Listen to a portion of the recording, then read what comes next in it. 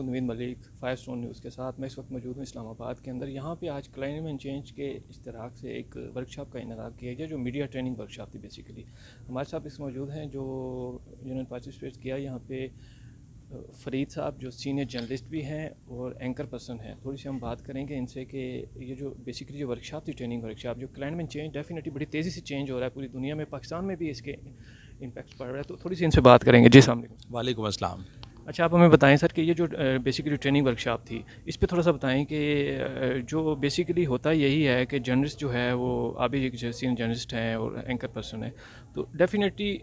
Journalist तो report कर रहा होता है, लेकिन प्रॉब्लम सबसे बड़ी ये आती है कि उसको सिक्योरिटी नहीं मिलती। तो डेफिनेटली बहुत सारी रिपोर्ट्स हैं जो सामने नहीं आती। तो बड़ी तेज़ी से जो है ना एक जंगलात की कटाई भी हो रही है, और आप देख रहे हैं कि बड़ी तेज़ी से पौधे लगाए भी जा रहे हैं, मिलिट्री का प्राइम मिनिस्टर ने कहा, लेकिन ये कि उनकी कोई सिक्योरिटी नज़र नहीं आ रही। डेफिनेटली एक दफ़ा पौधे लग जाते हैं तो बाद में पता चलता है कि वहाँ है ही नहीं है। तो थोड़ा सा इस पर बात करेंगे। अच्छा, आज की जो वर्कशॉप जिस तरीके से थी, एक तो ये कि climate change with emphasis on health impacts, यानी मौसमियाती तब्दीली का इंसानी सेहत पर पड़ते हुए असरात। तो इसके ऊपर मैं आपने भी यहाँ पे शिरकत की, देखा इसको एक बड़ा अच्छा इवेंट, बहुत अच्छा इनिशिएटिव कि जिसके ऊपर हम बात नहीं करते, और हम ये समझते हैं कि मौसमियाती तब्दीली महज जो फॉग है, स्मॉग है, पोल्यूशन है, एयर पोल्यूशन है, एयर क्वालिटी इंडेक्स है, या फिर सैलाब है, बारिशों का एक गैर मतवाज़ी पैटर्न है, ज़्यादा बारिशों का हो जाना, बारिशों की कमियाबी, खुश्क साली, हम इसकी तरफ तो हैं, हमारी तवज्जो भी है, लेकिन हमने अब तक ये नहीं सोचा है कि इन तमाम चीज़ों के हमारी सेहत पर क्या असरात मुरतब हो रहे हैं। यानी अगर आप एक आलूदा फ़िज़ा में सांस ले रहे हैं तो आपकी सांस की बीमारियां पड़ सकती हैं, आपको शुगर की बीमारी लग सकती है, आपको दिल की अगर बीमारी है तो वो मज़ीद ख़राब हो सकती है, फेफड़े आपके ख़राब हो सकते हैं, आपके हीट स्ट्रोक हो सकता है, अगर आप थोड़ी सी ज़्यादा उम्र के हैं तो आप उसके नतीजे में आपको जान का ख़तरा लाहक हो सकता है, जो नौमौलूद बच्चे हैं उनके लिए ख़तरनाक है, जो हामला ख़वातीन हैं उनके लिए ख़तरा बन सकता है। तो बुनियादी तौर के ऊपर, और फिर साथ साथ एक ऐसे एनवायरनमेंट में अगर कहीं पर सैलाब आ जाता है, अमलाक का नुकसान होता है, और जिनकी अमलाक का नुकसान होता है उनका साइकोलॉजिकल या जो नफ्सियाती दबाव उन पर पड़ता है, ये तमाम चीज़ें मिला के आपके सेहत के ऊपर मुतासर कर रही हैं आपको। पाकिस्तान एक ऐसा मुल्क है जो कि टॉप 10 कंट्रीज़ के अंदर है जो कि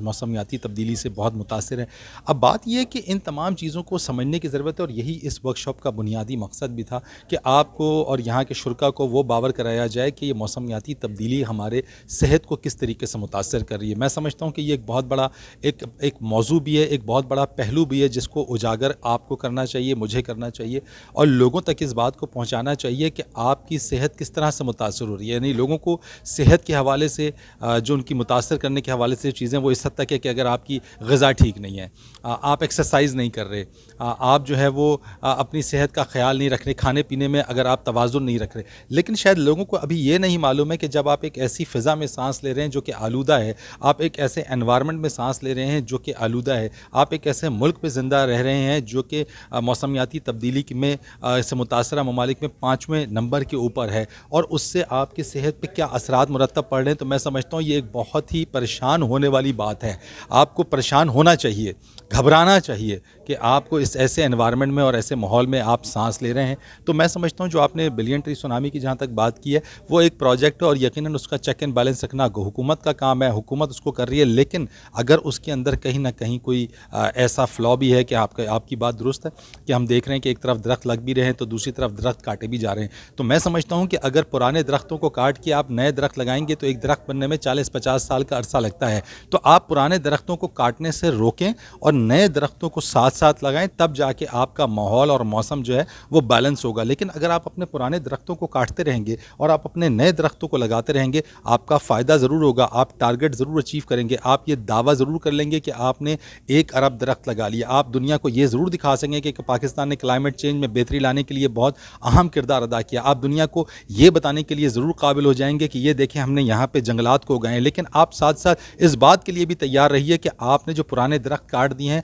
वो पुराने दरख्त जो है वो कटने के बाद मौसम पे कितना असर पड़ेगा, जिस जगह से कटे हैं उस जगह पे कितना असर पड़ेगा, आपके बारिशों का पैटर्न कितना ख़राब होगा, और दूसरी बात ये कि आप जो नए दरख्त लगा रहे हैं उनको उगने में कितना साल लगेगा। तो ये वो तमाम चीज़ें हैं जिसको देखना बहुत ज़रूरी है। तो मैं समझता हूँ कि वो एक अहम पॉइंट है, लेकिन साथ साथ सेहत के हवाले से ये वर्कशॉप का मौसमियाती तब्दीली को सेहत के साथ जो है जोड़ना और उसके हिसाब से बात करना, ये बहुत इंपॉर्टेंट चीज़ अच्छा सर, हमें ये बताएं कि यार एक बात यहाँ पे भी सुनने को मिली कि जो मीडिया है, जो मीडिया में शायद कुछ समझ रहे हैं कि स्पेस क्लाइमेट चेंज में कोई कोई स्पेस नहीं उसको मिली, तो आप क्या समझते हैं? क्योंकि जर्नलिस्ट तो देखते हैं तो रिपोर्ट करते नज़र आते हैं, डिफरेंट